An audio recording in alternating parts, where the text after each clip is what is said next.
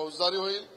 दिलेल्या परवानग्या कशा दिल्या, कोणी दिल्या, त्याच्या मागच्या अटी शर्ती काय होत्या, त्या भंग केल्या होत्या का, या सगळ्याची चौकशी केली जाईल. आणि विरोधकांनी आणि तक्रारदारांनी मांडलेली भूमिका योग्य आहे. किल्ला आणि किल्ला परिसर यात कुठल्याही मद्यपान विक्रीला परवानगी असूच शकत नाही, हीच भूमिका सरकारची आहे.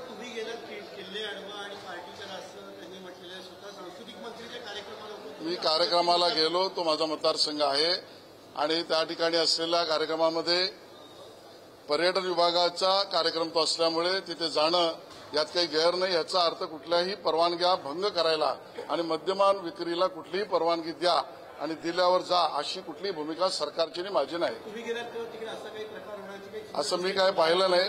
मी असं काय पाहिलेलं नाही, कारण मी त्या भागात गेलोच नाही.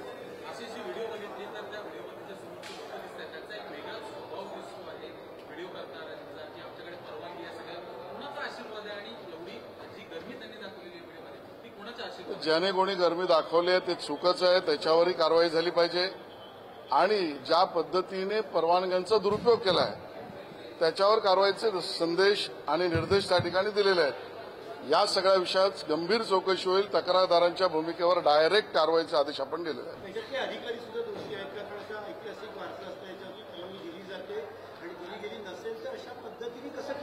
सगळ्या गोष्टी चौकशी देतील. परवानगी असेल तर त्याच्या अटी शर्ती भंग केल्यात, त्या कोणी केल्यात, का केल्यात याची चौकशी होईल आणि ज्याला परवानगी दिली त्याच्यावर सुद्धा फौजदारी कारवाई होईल. महायुती अंतर्गत जे पक्ष प्रवेश होतात, विशेषतः एकनाथ शिंदे यांच्या शिवसेनेतून भाजपात जे पक्ष प्रवेश होत आहेत, त्यामुळे एकनाथ शिंदे यांच्या शिवसेनेच्या मंत्र्यांमध्ये नाराजी आहे, नेत्यांमध्ये नाराजी आहे. आपापसात का खिंडार पाडल्याचा प्रश्न मला वाटतं दोन्ही नेते शिंदेसाहेब, देवेंद्रजी किंवा महायुतीतले नेते आपापसात चर्चा नक्की करतायत. या पद्धतीने एकमेकाच्या विरोधात लढण्याचा विषयच येत नाही आणि त्यामुळे एकमेकाबरोबर महायुतीत लढण्याच्या बाबतीतला निर्णय आमचा झाला आहे. त्या स्थानिक विषयांवरच्या भूमिकांवर आमचे प्रदेश अध्यक्ष आणि शिवसेना एकनाथ शिंदेजींचे नेते आपापसात चर्चा करतील. त्याही विषयावर चर्चा होईल, आपापसात निर्णय करतील. महानगर गॅसचा सगळ्यात मोठा इश्यू मुंबईमध्ये आहे. जवळपास 2 दिवस झाला इश्यू सुरू आहे, तर सुद्धा प्रश्न सुटत नाहीये. मला असं वाटतं या विषयातली संपूर्ण माहिती मला आत्ता नाहीये, पण माननीय संबंधित मंत्र्यांशी, मुख्यमंत्र्यांशी आणि अधिकाऱ्यांशी मी स्वतः बोलेन आणि याचा पाठपुरावा करेन.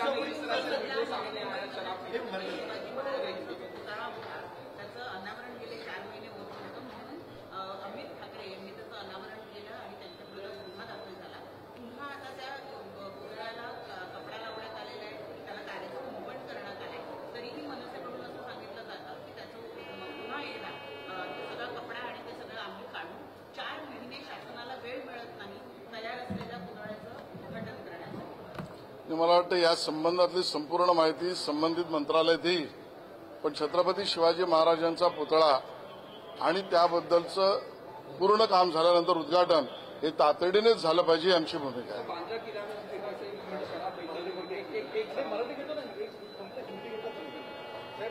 नगराध्यक्ष पदाच्या उमेदवारांमध्ये जवळपास राज्यामध्ये सर्व पक्षांनी अनेकांनी स्वतःच्या मंत्र्यांना किंवा आमदारांनी स्वतःच्या पत्नींना उमेदवार दिल्याचं दिसून येतं.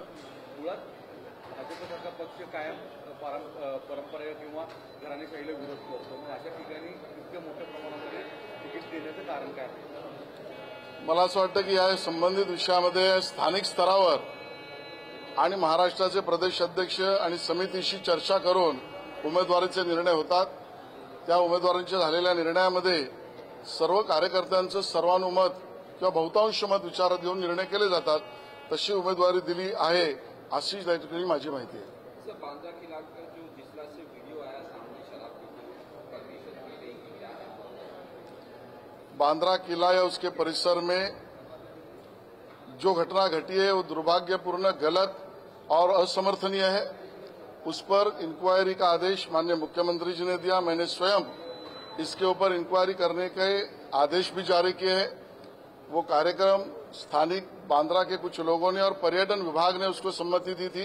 उस कार्यक्रम का निमंत्रण मुझे था. मैं भी उस कार्यक्रम के संगीत कार्यक्रम में जाके आया. जब मैं वहां गया तो इस प्रकार का कोई चित्र मुझे नहीं दिखाई पड़ा, लेकिन जो कंप्लेनेंट ने कही है वो बात सही मानकर उसके ऊपर हमने इंक्वायरी की है. इंक्वायरी की मांग करने का आदेश भी दिया है.